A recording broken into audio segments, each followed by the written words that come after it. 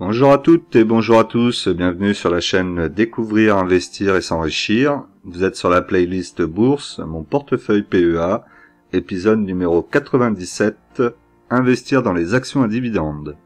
Pour cela, nous utiliserons l'enveloppe fiscale PEA et le courtier en ligne Bourse Direct afin de générer des dividendes et ainsi atteindre la liberté financière. Allez, passe à l'action!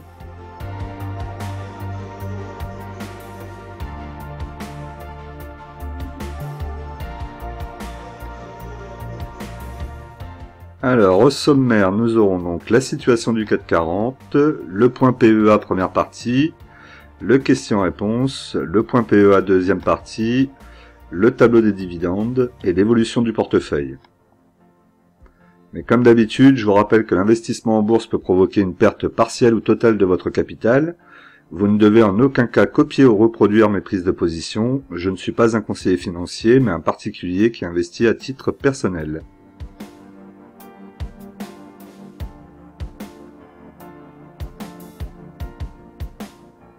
Alors, concernant le CAC 40, donc nous avons une baisse depuis le début de l'année de moins 13,15%. Actuellement, donc le CAC 40 est à 6212,33 points, pardon. Donc là, on voit, on est toujours entre la moyenne mobile 20 périodes et la moyenne mobile 50 périodes en bleu là-dessous. Ça bouge sans vraiment bouger, hein, puisqu'en fait, si on regarde, on a une volatilité à peu près de 300 points entre les 6000 points et 1250, 1300, un petit peu même en dessous des 6000 points. Ça bouge pas énormément finalement. En tout cas pour le moment. Si on regarde en termes de journalier, le graphique en termes journalières, donc une bougie égale un jour. Ici on peut voir qu'on a donc la résistance ici en rouge. On a ici le support en vert, donc on a un biseau qui se présente. On va travailler ici et l'action va devoir faire un choix, soit passer au-dessus, soit passer en dessous. Pour ce qui est des moyennes mobiles, donc vous voyez ici la moyenne mobile 20 périodes qui est en train de revenir sur la moyenne mobile 50 périodes, donc à court terme, on pourrait avoir une tendance plutôt baissière.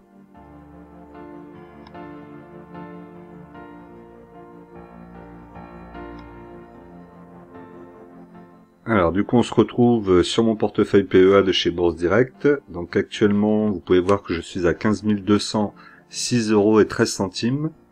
Mon solde en espèces est à 1478,07 € et ma moins-value latente est de 247,39 €. Donc il faut voir quand même que en vendredi, en milieu de matinée, j'étais à plus de 500 € de moins-value latente.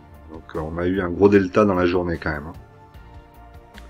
Donc actuellement on voit que donc le CAC 40 sur la semaine est à plus 0,73%. C'est pas énorme non plus. Et dans les actions qui ont bien performé, on a Worldline, on a Kering, Engie. Et pour les baisses, on a Airbus, Thales et Total Energy. Pour les indices, donc on a l'indice européen, le stock Europe 600, donc qui a plus 1,06%, donc un petit peu mieux que le CAC 40. On a le SP 500 qui est lui à 3,65%, donc plutôt pas mal. Le Nikkei, l'indice japonais, donc 2,04%. Ensuite on a l'or qui est à plus 0,48%. Le pétrole à moins 2,36%. Et la paire euro-dollar plus 1,36%. Alors on va regarder donc mon portefeuille en termes de valorisation, donc de la plus grosse valorisation à la plus petite valorisation. Je vous ai rajouté quelques graphiques, n'hésitez pas à me dire dans les commentaires ce que vous en pensez. C'est toujours utile pour voir un petit peu la situation d'une action. Donc là, ce que je vous ai rajouté, c'est le dividende. Donc on connaissait déjà le montant d'1,93 €. Et là, ce qu'on peut voir sur ces explications, c'est que Euronext a baissé son dividende et qu'il a perdu donc 14% sur l'année, ce qui représente 0,32 centimes de perte. Il faudra voir l'année prochaine si c'est durable. Pour ce qui est donc de mon PRU, je suis à 81,89 €. Sur la semaine, elle a perdu moins 5,30%.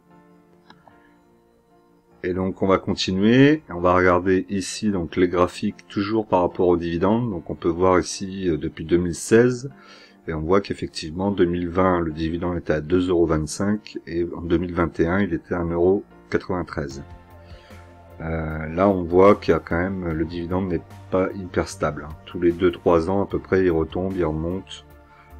On le sait, on le voit, donc on fera avec. Ma plus-value latente est toujours de moins 14,06%. Et là qu'on voit le cours actuellement est à 70,38 €. Et donc si on regarde sur le long terme, on voit ici donc assez nettement qu'elle est sortie donc de la moyenne mobile 50 périodes, le trait bleu qui avait pourtant bien résisté depuis 2019. Donc là, où est-ce qu'elle peut descendre? Je dirais aux alentours des 68, 69, il faudrait faire une ligne ici peut-être. Ça doit nous amener vers les 68, 69. Après, il faudrait pas qu'elle descende plus, sinon ça pourrait peut-être poser un problème. Il n'y a pas de raison qu'elle descende plus que ça. La volatilité des marchés fait qu'en principe, il doit y avoir pas mal de gens qui achètent et qui vendent. Donc les résultats devraient être corrects, je pense, pour le prochain trimestre.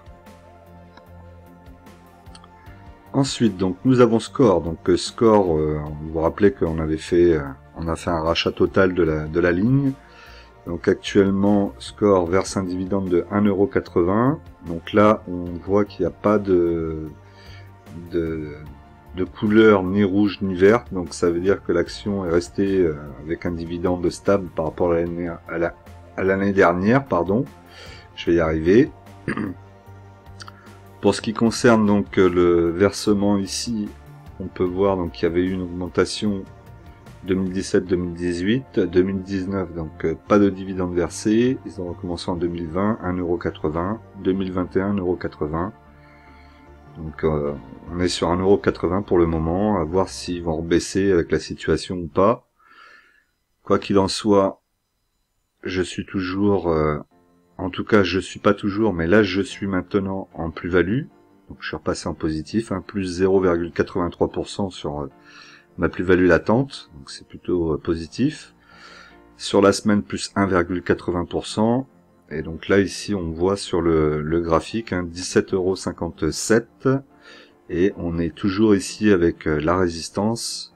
On voit que ça va venir ici. Ça va nous amener dans un petit biseau ici avec le support. Et il faudra que ça casse la résistance pour aller chercher un petit peu plus haut, auquel cas, comme je vous avais dit, on pourra revenir aux alentours des 15 €. C'est tout à fait possible. Sanofi, donc Sanofi, on a un dividende à 3,33 €, donc là on voit qu'on est vert, donc on est en positif et en augmentation sur le dividende. Surtout en augmentation, c'est pour ça qu'il est vert. Et donc on voit ici plus 4% par rapport à la dernière, ce qui représente 0,13 centimes. C'est plutôt pas mal pour Sanofi, qui augmente très régulièrement ses dividendes. Vous le voyez ici depuis 2016. On a vraiment un dividende qui augmente chaque année. Pour ce qui est de mon PRU, donc 81,79 €, pardon. Sur la semaine, elle a perdu 0,29%. Je suis toujours en plus-value latente en moins-value latente, pardon, de 0,73%. Après, ça ne joue pas à grand chose, vous voyez ici sur le graphique. Elle vient ici toucher la moyenne mobile 50 périodes en bleu, et ensuite en général elle rebondit. Elle reste sur un support vert pointillé ici, on peut voir, si on regarde dans le prolongement ici, vous le voyez. Bon, il va falloir surveiller, après ça peut rebaisser, si ça devait rebaisser, on viendrait aux alentours des 75 €, ce qui pourrait toujours être intéressant. Sans là on voit quand même qu'on a un beau canal haussier, vous voyez ici tout le long depuis 2009, ça monte toujours. Vous avez cette ligne d'ailleurs qui est une ligne en pointillé verte qui vous montre aussi à quel moment vous devez acheter. Si vous êtes au-dessus de cette ligne, n'achetez pas. Quand vous êtes en dessous et que vous revenez sur le support, c'est le moment d'acheter. Vous passez cette ligne, ça remonte, c'est le moment de vendre. Ça peut être des idées de faire des achats-ventes. Vous voyez, ici j'achète, ici je suis pas encore passé, j'attends, là je passe, et là ici je peux vendre. Si j'attends encore un peu, je peux même venir sur la résistance et vendre. J'attends que ça redescende, ça retouche, je rachète, ça remonte, je vends. Vous auriez pu faire ça sur un bon moment. Donc, plutôt intéressante de toute façon, Sanofi. Pour moi, c'est du long terme. Je pense pas que je revendrai une seule ligne. Donc là, on a une petite news concernant Sanofi, donc qui concerne donc Frédéric Oudéa, est nommé censeur par le conseil administratif de Sanofi. Sa nomination en tant qu'administrateur sera soumise à la prochaine assemblée générale, à la suite de laquelle il sera proposé en tant que président non exécutif pour succéder à Serge Weinberg. Voilà, donc c'est une petite info concernant Sanofi.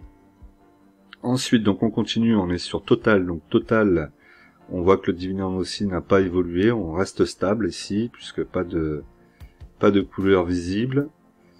Néanmoins, ça reste toujours intéressant. Moi, j'ai un PRU à 32,78 actuellement. Vous voyez que pour les dividendes, on a pas une progression. Est-ce que c'est pas une progression, puisque là on voit que ça baisse un petit peu entre 2020 et 2021, 2019 et 2020, pardon. Néanmoins, on voit quand même qu'il y a une certaine stabilité dans les dividendes. Ils sont versés, ils sont plutôt intéressants. Ça verse des dividendes trimestriellement, donc il y a assez peu de sociétés dans le CAC 40 qui le font. Donc plutôt bonne société pour ça. Et puis elle fait sa transformation aussi énergétique et écologique, donc je pense que ça peut être intéressant pour le futur. Après on verra comment ça tourne, mais en tout cas ils ont les moyens, comme je vous dis souvent, ils ont les moyens financiers de pouvoir faire leur transition et de racheter des boîtes intéressantes. Sur la semaine, elle a quand même perdu moins 3,35%, puisqu'elle est très exposée forcément au pétrole et au cours du pétrole. Je suis toujours en plus-value latente de 51,99%. J'ai eu plus, à un moment j'étais aux alentours des 60% de plus-value. Et donc là, si on regarde, on est ici, donc c'est toujours entre la résistance en pointillé rouge et les supports verts ici. Ça travaille entre les deux, donc pour le moment, il n'y a pas besoin de la regarder, on la laisse et on attendra qu'elle casse ce support éventuellement pour venir retravailler ici.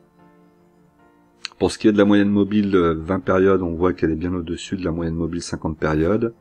Elle a tendance à s'écarter même, donc la tendance est plutôt bonne pour le moment. Après, on va voir.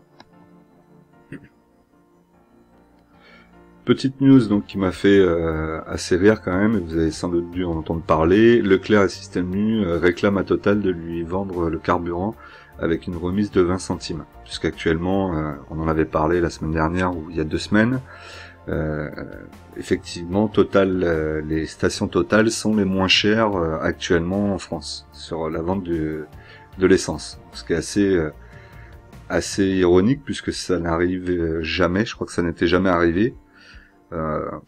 Vous comme moi, en tout cas ceux qui ont des voitures, j'en ai plus actuellement mais j'en ai eu, je sais très bien que valait mieux aller faire son plein d'essence dans un supermarché que d'aller à Total. Donc là c'est assez marrant de voir que Total est moins cher que les supermarchés. Alors ensuite Danone, donc Danone pareil, on voit que le dividende reste stable, hein, ici à 1,94 €. Donc moi je suis à 53,25 en termes de PRU. Ici si on regarde les dividendes, donc on n'a pas d'augmentation de dividendes, on a une stabilité entre 2020 et 2021 et on a eu une augmentation du dividende entre 2016 et 2019. Après ça reste quand même correct comme dividende, il tombe pas complètement, donc après il faudra quand même surveiller dans les années à venir, mais ça reste plutôt correct. Sur la semaine, elle a perdu moins 2,26% et je suis en moins-value latente de moins 4,9%. Donc si on regarde sur le graphique, ici, on voit qu'elle vient travailler ici sur un support en pointillé, plutôt en tendance baissière qui devrait la ramener vers un support plus important, de longue date, hein, puisqu'on voit ici 2009. Pour le moment, la moyenne mobile 50 périodes qui se trouve ici est au-dessus de la moyenne mobile 20 périodes qui se trouve ici, donc la tendance est plutôt baissière. Et donc là, je serais plutôt tenté de me dire d'attendre, de revenir peut-être sur ce support aux alentours des 48 à 49. Pour Airbus, donc Airbus pareil, on est sur un dividende stable, même un dividende je crois qui n'a pas été versé l'année dernière. Donc là on est sur un nouveau dividende, on va le vérifier juste après. Là ici, ouais, c'est ça, donc là sur Airbus on a 2 années où on n'a pas eu de dividende, en 2019 et 2020. A priori, alors moi j'étais pas actionnaire dessus, confirmez-moi ça dans les commentaires, hein. En principe c'est bien ça, et donc on voit qu'il y avait eu une belle augmentation en 2016, 2017, 2018, une belle montée du dividende, et ensuite 2019, 2020 fait mal à Airbus, et là 2021 ça repart. Alors ce qui est intéressant, c'est que s'ils ont bien coupé leurs dividendes pendant 2 ans, ça n'a pas trop affecté la trésorerie, ils ont plutôt des fondamentaux assez solides, et ça c'est plutôt positif. On voit hein, donc sur la semaine, on a perdu moins 2,99%. Et moi, je suis en plus-value latente de 0,26% actuellement. On sait, hein, le patron d'Airbus en a parlé, la problématique des matières premières et cette incapacité de pouvoir construire autant d'avions qu'il le souhaiterait pas. Donc ça risque d'affecter les chiffres pour le prochain trimestre. Ici, on voit aussi le biseau. Résistance rouge, support. Donc là, ici, ça travaille ici dans cet espace-là. Et donc, il faut laisser faire pour le moment et attendre de voir, une fois qu'on sera dans le biseau, qu'est-ce qui va se passer. Est-ce que ça va casser et remonter ou redescendre un petit peu. Là, on est quand même sur des prix intéressants, hein, je trouve, pour commencer une ligne, on va dire.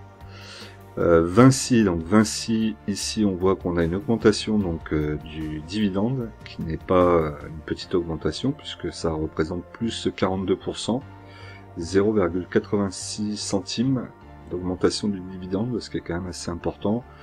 Il faudra espérer que ça tienne aussi dans le temps. Si on regarde au niveau des dividendes versés, ben, on voit que ça tient pas du tout. Vous voyez bien, ça fait les montagnes russes. Malgré tout, on a toujours eu un versement du dividende au-delà des 2 € depuis 2016. Alors 2021 est peut-être un versement exceptionnel en plus, ce qui fait que, en principe, c'est indiqué ici à compte solde et classique. Donc là, ils le mettent pas. Bon, bah c'est comme ça. Après, ça reste une belle société quand même. Bon, en tout cas, je l'affectionne. J'aimerais bien me renforcer dessus. Actuellement, je suis à 80,97 €. Sur la semaine, plus 0,57%, et je suis en plus-value de 16,45%. Et donc là, ici, si on regarde le graphique long terme, on voit là que ça reste quand même compliqué d'imaginer qu'elle retombe assez bas, même aux alentours des 80 €, puisqu'on va avoir un support ici déjà à 83, 84, que là, ici, on a un support en pointillé qui tombe et un autre support en pointillé qui remonte dessus, et la résistance ici. En termes de moyenne mobile 20 périodes, on est toujours orienté à la hausse, puisque la moyenne mobile 20 périodes est au-dessus de la moyenne mobile 50 périodes. Donc actuellement, je pense pas qu'on va avoir une descente pour le moment en tout cas. Le titre est plutôt bien orienté. Eutelsat, donc Eutelsat, nous avons un dividende stable cette année de 0,93 centimes. Actuellement, j'ai un PRU à 9,12 €. Donc moi, mon objectif, vous le savez, sur Eutelsat, c'est de sortir. Hein. Si vous l'avez pas vu, attendez un peu, vous verrez mon portefeuille avec les ordres d'achat qui sont dans le portefeuille déjà. Donc moi, je souhaite sortir d'Eutelsat si c'est possible avant la remise du dividende. Si c'est pas possible, ben, on gardera. Mais on sait qu'on va plus avoir de dividende pendant au moins 2 ans, et moi je pense plus que 2 ans. Dans tous les cas, si on regarde l'historique depuis 2016, on voit que le dividende n'est pas forcément très stable chez Eutelsat. Donc on savait déjà que ça pourrait pas être un dividende qui serait périn, il faudrait pas jouer tout son portefeuille dessus. Alors, si on regarde le graphique ici, qu'est-ce qu'on peut voir? On voit ici donc la résistance qui est actuellement testée, en train d'essayer d'être cassée, donc là ici, qui pourrait devenir ensuite le support, et une autre résistance ici. importante, aux alentours des 11 euros. Ouais, on est aux alentours des 11 euros. Donc là, dans un premier temps, il faudrait, avant le versement du dividende, qu'on arrive à casser cette résistance et à repasser au-dessus, peut-être aller travailler aux alentours des 9,30 €. Si on voit le titre aux alentours des 9,30 €, ce serait déjà beaucoup plus positif. On a ici la moyenne mobile 20 périodes qui semblait vouloir repartir et recouper la moyenne mobile 50 périodes, mais là on voit qu'elle se met en position un peu latérale et la moyenne mobile 50 périodes n'a pas forcément l'air de vouloir recouper, donc la tendance est toujours un peu baissière. Donc pas grand chose à dire, il faut attendre, être patient. Si vous avez la possibilité de sortir et que vous voulez le faire, faites-le. Et puis gardez une stratégie claire sur Eutelsat avec deux possibilités pour vous, une où vous allez sortir du dossier après revente et une où vous allez rester bloqué sur le dossier.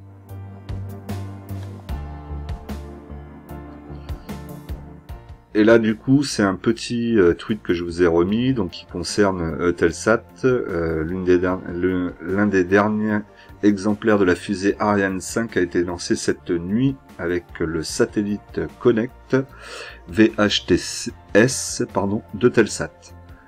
Donc voilà, petite info. Bon, ça n'a pas fait trop bouger l'action. Alors, je vous rappelle que vous pouvez me soutenir en souscrivant à la chaîne. Donc c'est un abonnement que vous pouvez arrêter à tout moment avec 1,99 € qui vous seront prélevés. Comme d'habitude, hein, il suffit d'aller sur la page, sur ma page, d'appuyer sur rejoindre, d'activer et vous serez membre de la chaîne. Pensez aussi que vous pouvez vous abonner, et c'est le moment d'ailleurs de le faire, donc abonnez-vous, cliquez sur la cloche, le like, très important le like, hein, ça sert à diffuser mes vidéos, et laissez un commentaire. Donc l'objectif du like c'est 150 likes, donc je compte sur vous. Et pour les autres, pensez aussi sur les différents réseaux sociaux, à partager ma vidéo si ça vous a plu, sur vos comptes Telegram, Twitter, et j'en passe, et Facebook. Voilà, tout ce que vous pouvez diffuser si la vidéo vous a plu, évidemment, et que vous souhaitez la partager.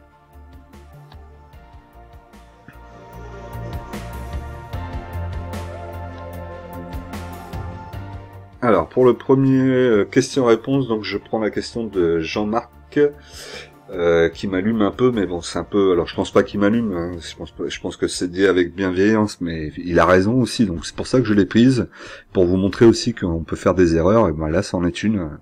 Donc là, il me met les impatients paient pour les patients », vous savez que c'est la phrase que je vous dis tout le temps. Du coup, avec Alstom, vous avez payé pour les patients, je ne comprends pas votre stratégie.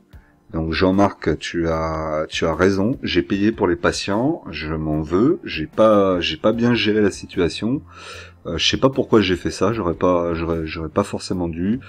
Je me suis dit qu'Alstom pouvait baisser, que ça pouvait faire un peu comme avec Score et profiter d'une baisse pour acheter beaucoup plus bas et avoir une plus intéressante. Pour le moment, j'ai tort puisque l'action ne baisse pas. J'ai quand même mis mon ordre d'achat dessus. On verra si elle va chercher ou pas. Si elle va chercher dans un premier temps, déjà, j'aurai un bon PRU dessus si elle y va. Si elle y va pas, il va falloir que je me décide à re-rentrer sur le dossier. Et lorsqu'on a fait une petite erreur comme ça, c'est un peu plus compliqué après de re-rentrer sur le dossier au-dessus du prix de revente. Donc j'ai vendu à 20,40 €. Donc il faudrait que je rentre sur Alstom en dessous des 20,40 €, sinon c'est un peu dommage.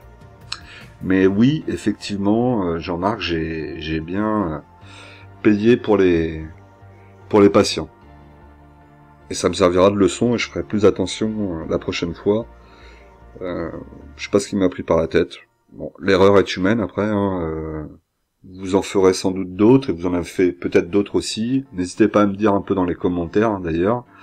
Et c'est par ces erreurs aussi qu'on apprend. Alors après, il faut pas en faire des trop grosses pour pas trop tuer votre portefeuille.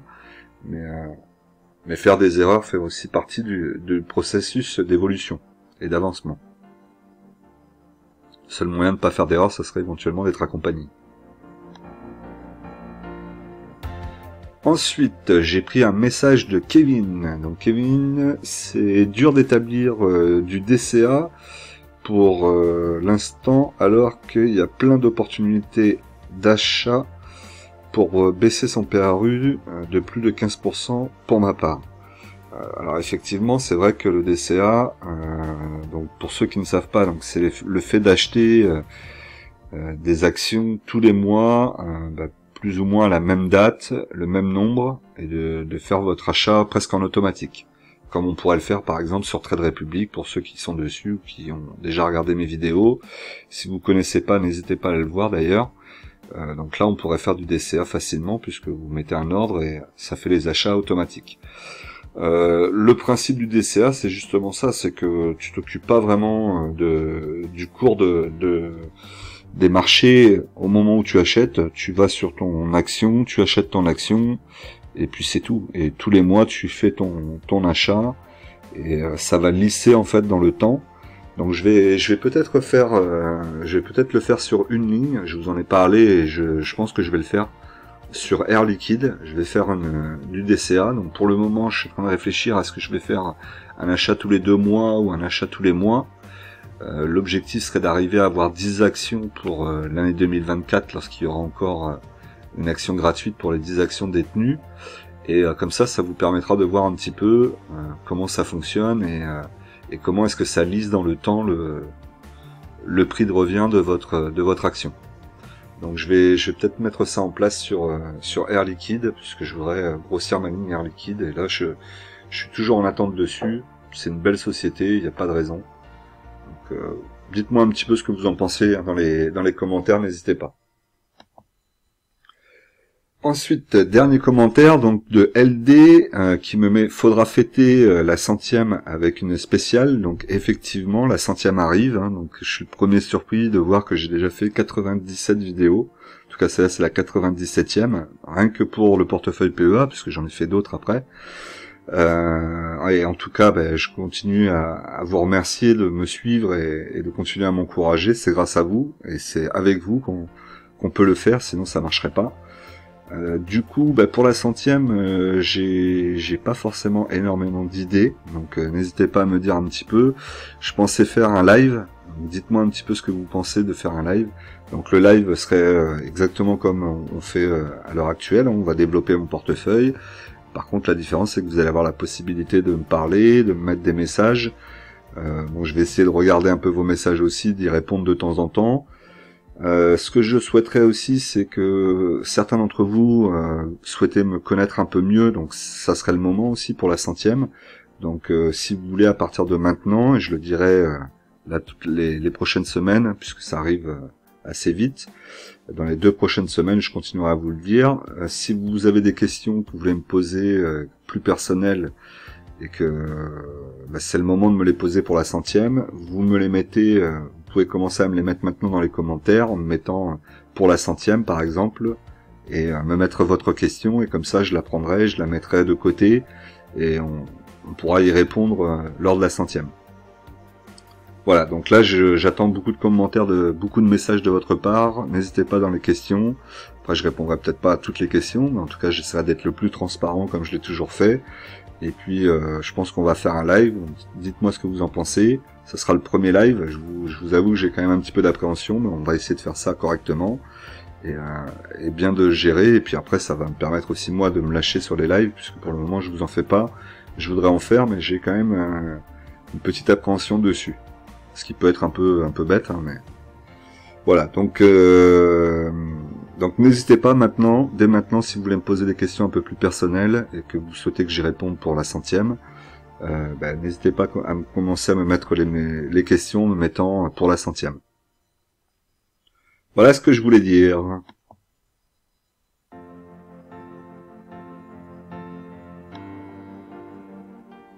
Alors on continue, donc Nexity. Donc Nexity, on a une augmentation ici du dividende, puisqu'on est à plus 25% par rapport à l'année dernière, donc c'est une belle petite hausse, qui représente 0,50 centimes. par action, donc plutôt pas mal. Donc ça veut dire que l'action était à 2 € l'année dernière. Le problème, c'est que là, on a un petit début de crise, voire un gros début de crise immobilière. Est-ce qu'ils vont être capables de tenir leurs dividendes? L'action est quand même assez bas, donc tout ça, il va falloir surveiller. C'est bien d'avoir des actions qui versent des beaux dividendes, mais il faut qu'elles versent des dividendes dans le temps et assez périn. C'est pour les couper, c'est un peu dommage. Si on regarde dans le graphique long terme ici, on voit que depuis 2016 au moins, on n'a pas eu de coupure de dividendes, mais on a quand même eu quelques chutes. On est revenu aux dividendes de 2018. 2019-2020, on avait quand même 2 € et 2 € en 2021. Dans l'ensemble, ça reste correct, même si on n'a pas de croissance du dividende constante. Après, des actions qui versent un dividende croissant sur le CAC 40, il y en a très peu. Il y en a, hein, mais il y en a très peu, et je crois que elles font pas partie de mon portefeuille. Peut-être une ou deux. Sinon, qu'est-ce qu'on peut dire? Donc, mon PRU est à 26,71. Actuellement, je suis en moins-value de 16,91%. C'est pareil, je pourrais me renforcer, j'attends. Je vous ai dit, hein, j'attends que ça vienne ici, mais peut-être qu'à force d'attendre, ça viendra plus. Et donc du coup, je vais peut-être attendre pour rien. Donc là, j'ai un ordre, moi, aux alentours des 19,50. Mon objectif, c'est d'attendre que ça touche, et que ça redescende encore un peu plus. Je vais peut-être remonter ici et mettre un ordre aux alentours des 20 €, ce qui serait déjà pas mal, hein, puisque là, on voit que les mèches, elles n'ont pas traversé. À force d'attendre, ça va repasser au-dessus du support, je vais être obligé de racheter un peu plus haut. Peut-être que là, je vais acheter, si ça revient en dessous des 21 €, je vais peut-être acheter là. Ensuite, Orange. Donc Orange, là, vous voyez que le dividende lui a baissé, donc on a une baisse de moins 22% par rapport à la dernière, ce qui représente 20 centimes, ce qui est quand même pas négligeable. Alors j'ai ici sur le tableau, donc on voit que le dividende a toujours été versé, mais assez cassé quand même. Vous voyez là, jusqu'en 2016-2018, ça augmente de 5 centimes, après ça baisse de 20 centimes, ça remonte de 40, ça rebaisse de 20. Donc là c'est assez disparate et difficile de construire un portefeuille propre avec du dividende sur des actions qui baissent régulièrement comme ça. Donc là, c'est pareil, il faut une petite poche dans votre portefeuille. C'est pour ça que je veux pas forcément en avoir beaucoup, hein. Une centaine d'actions Orange, je pense que ça devrait être largement suffisant. Bon, par rapport au PRU, par contre, je suis plutôt pas mal puisque je suis à 9,47 € et qu'actuellement l'action est à 10,10 €. Je suis en plus-value latente de 6,63%. C'est une action plutôt défensive, hein. Quand ça baisse, elle a plutôt tendance à augmenter. Et inversement, si on regarde donc sur le graphique ici, on voit qu'elle est posée ici sur la moyenne mobile 50 périodes en bleu. Elle rebondit dessus. Pour le moment, on est plutôt stable. Au pire, elle pourrait revenir travailler ici sur la résistance vers 11 €. Ça changerait pas grand-chose, hein. Donc là, il n'y a pas, pour moi, pour le moment, il n'y a pas grand chose à faire, si ce n'est d'attendre qu'elle revienne éventuellement sur ce support-là. Et est-ce qu'elle y reviendra? Je ne sais pas. Crédit Agricole. Donc Crédit Agricole, augmentation du dividende sur l'année, donc plus 31%, ce qui représente 25 centimes. Actuellement, moi j'ai un PRU à 9,73 sur Crédit Agricole. Ce qui serait l'idéal, c'est d'être en dessous des 9,50 €. Et je vais travailler pour ça, hein. Objectif, une centaine d'actions aussi. On voit que sur le dividende, donc on a eu la coupure 2019 demandée par l'État, puisque l'État avait demandé qu'il y ait une coupure du dividende sur les actions bancaires. Ensuite 2020, 80 centimes, et 2021, 1,05 €. Sinon, on voit quand même qu'il y a une progression si on oublie 2019. Ce qui est pas si mauvais que ça finalement. Sur l'année ici, on peut voir qu'elle est à moins 24,90%, ce qui est plutôt intéressant. En tout cas, on peut imaginer que c'est un prix intéressant pour y rentrer. On est en dessous des 9,50 €. Donc là, le prix est plutôt correct. Elle peut continuer à descendre, puisque on est ici sur la résistance. On est vraiment bloqué dessus. Donc elle va devoir continuer à travailler et revenir sans doute sur ce support vert en pointillé.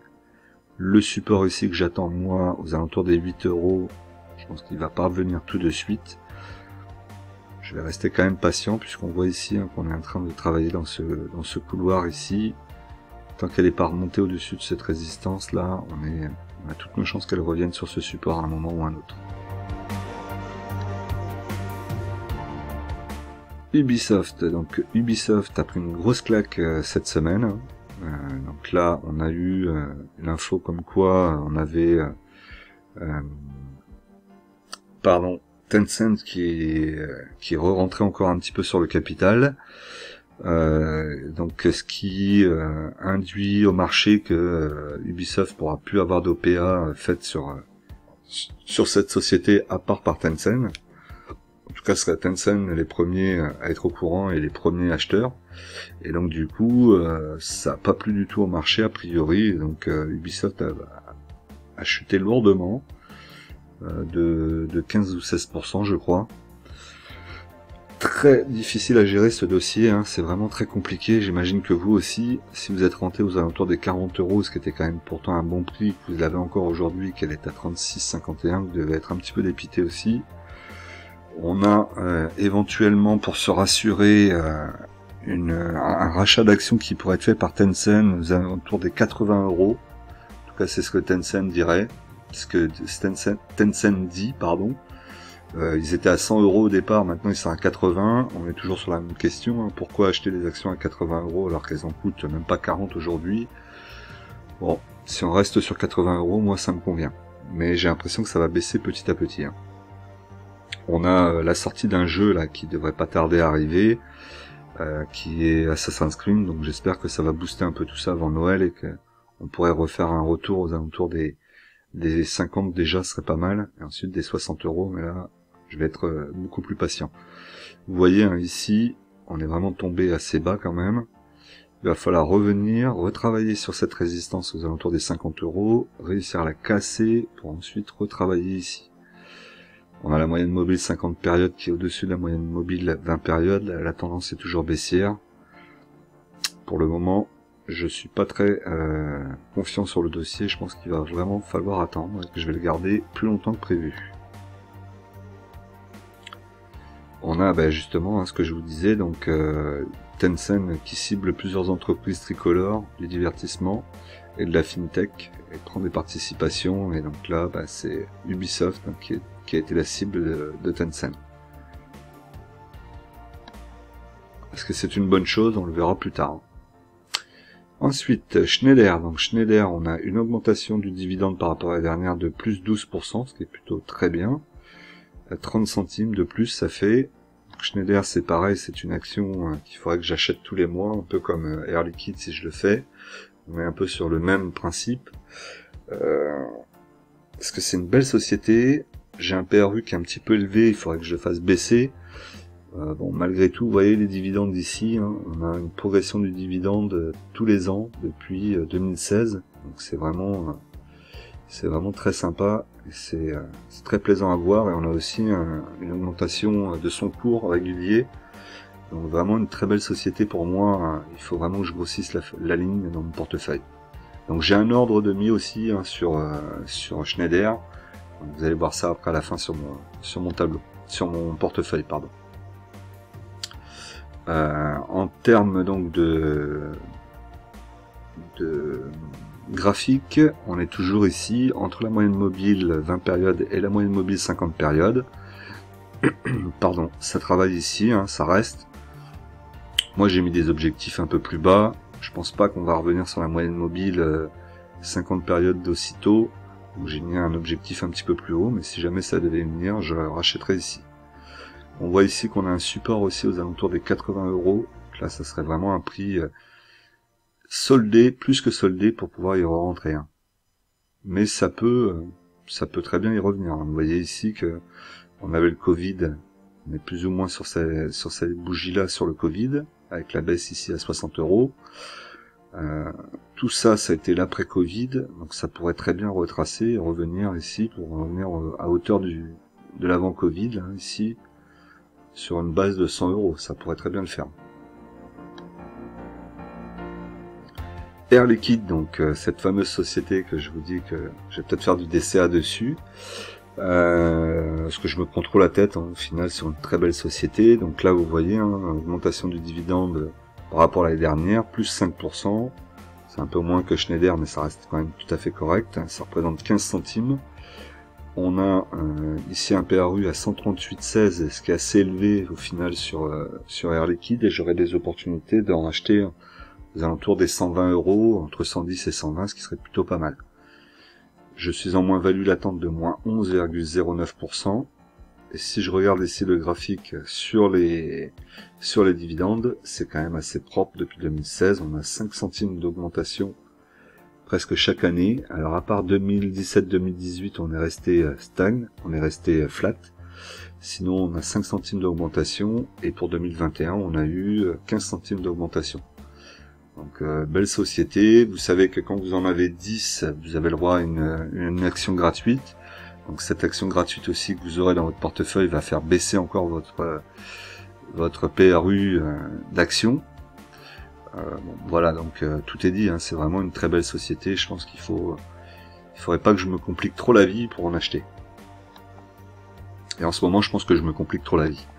Et donc si on regarde le graphique ici, on voit, donc on revient ici sur le support aux alentours des 120. Donc moi, mon objectif serait plutôt qu'elle revienne un peu en dessous des 120, entre 120 et 110. Donc peut-être déjà revenir sur la moyenne mobile 50 périodes et venir la toucher peut-être avec une mèche. Bon, ça sera pas pour tout de suite. Je suis à 130 et des poussières, elle est à 122. Ça pourrait être déjà intéressant de rentrer dessus pour faire baisser un peu le PRU. Après, ça va le faire baisser vraiment tout doucement. Concernant Air Liquide, donc on a un partenariat avec Forestia pour développer un poids lourd de l'hydrogène liquide. Donc quelque chose d'intéressant toujours pour Air Liquide, hein, qui est toujours très présent pour tout ce qui est hydrogène liquide. DBT, donc DBT, pour le moment il se passe pas grand chose, on n'a pas vraiment de mouvement, on a des mouvements à la hausse mais ça revend direct derrière, vous voyez que je suis à moins 69,88%, donc pour le moment c'est du très long terme. On m'a demandé pourquoi je renforçais pas encore pour faire encore baisser le PRU. Pour le moment, je vais pas le faire. Je vais attendre encore une petite année, je pense, avant de toucher à l'action, et on verra dans un an où est-ce qu'on en est. Il faudrait d'ailleurs que je marque les années où j'achète les actions pour pouvoir suivre un petit peu depuis combien de temps je les ai. Ça pourrait être intéressant. Donc là, l'objectif, il est peut-être aux alentours de 10 centimes. Donc ici. Là, vous voyez le parcours qu'il y a à faire. Alors, répartition par action. Donc, Air Liquide 1,63, Airbus 6,42%, Crédit Agricole 3,78, Danone 6,72, DBT 0,27, Euronext 14,04%, Eutelsat 6,05, Nexity 4,95, Orange 4,84, Sanofi 10,75, Schneider 1,66, Score 11,73, Total 9,59, Ubisoft 2,46, Vinci 6,27 et la liquidité à 8,95. On n'est pas très loin de ce que je voulais, mais pratiquement toute la liquidité est déjà en ordre d'achat. On va vite la perdre si jamais ça venait à être pris. Pour la répartition par secteur, on a toujours le financier à 32,42%, les valeurs industrielles à 16,4%, ensuite on a la technologie à 14,64%, la santé à 11,79%, l'énergie à 10,52%, les consommations non cycliques à 7,37, immobilier 5,43 et les matériaux de base à 1,79. Alors, on se retrouve donc là sur le portefeuille en entier avec les ordres de vente. Donc là, maintenant, c'est le moment, si vous appréciez mes vidéos, c'est le moment vraiment de m'aider. Donc, abonnez-vous, cliquez sur la cloche, likez, commentez. Notre objectif, 150 likes.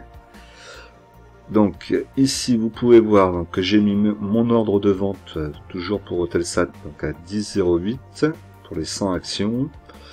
J'ai un Nexity en ordre d'achat cette fois-ci à 19,50, ce que je vous disais tout à l'heure, donc je vais peut-être le modifier, le mettre plutôt aux alentours des 20 €. Parce que là j'ai vu tout à l'heure que la mèche elle passait pas la moyenne mobile. Ensuite j'ai Schneider ici pour 3 actions à 111 €.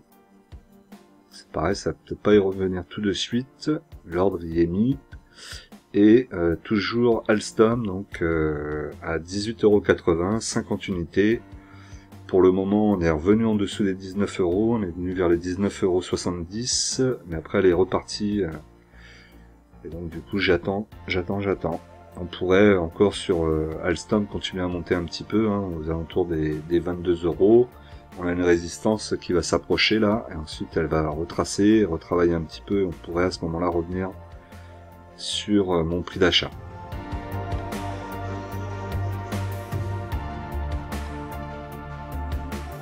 Alors pour le tableau des dividendes, donc pas de modification par rapport à la semaine dernière, hein, vous voyez ici donc Alstom que j'ai enlevé.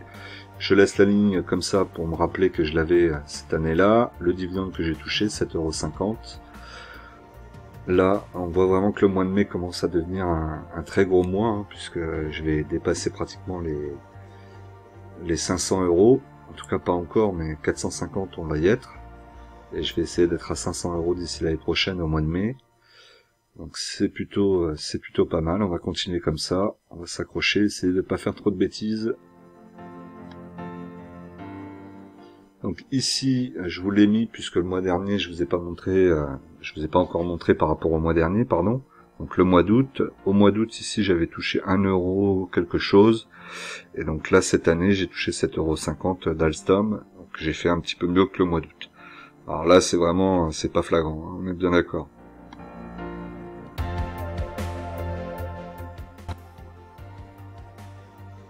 Alors mon portefeuille malheureusement est toujours en moins-value, alors largement moins que le 440 évidemment, mais il est quand même en moins-value. Donc ma moins-value est de moins 6,85%, soit une perte de 1494,76 €. Par rapport à la semaine dernière, j'ai perdu 1,51% de plus, et j'ai perdu en euros 241,80 €. Donc perdu de façon fictive, hein, puisque tant que vous n'avez pas retiré, vous n'avez pas gagné, mais vous n'avez pas perdu non plus. Voilà, donc n'oubliez pas qu'en investissement, les impatients payent pour les patients. Nous, on se retrouve tout de suite dans une nouvelle vidéo qui va suivre. À tout de suite!